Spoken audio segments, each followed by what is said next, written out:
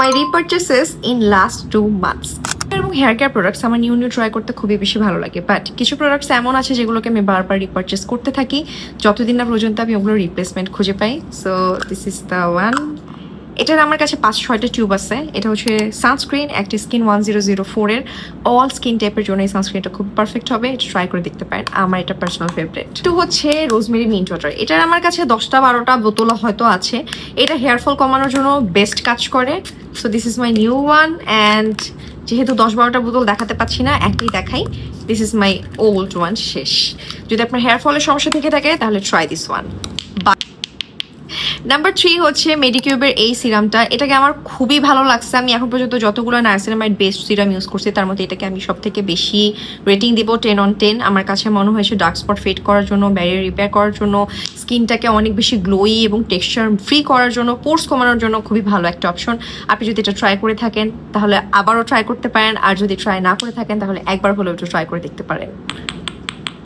Number 4 হচ্ছে the অর্ডিনারির multipeptide যে hair density সিরামটা আছে। এটার আমি বড়টা শেষ করছি, এটার মধ্যে আর কিছুই বাকি নাই আর কি। And this is the one I am using right now. আমি বড়টা খুঁজে পাইনি তাই ছোটোটা নিছি, বাট দিস ইজ এ জেম। মানে আপনার যদি চুল পড়ার সমস্যা থাকে তাহলে উইকলি পরিষ্কার স্ক্যাল্পে 3 দিন করে ইউজ করে দেখতে পারেন। খুবই ভালো কাজ করে, চুলের গোড়া মজবুত করতে সাহায্য করে, নতুন চুল গ্রো করতে সাহায্য করে। And definitely this is a very very very good one.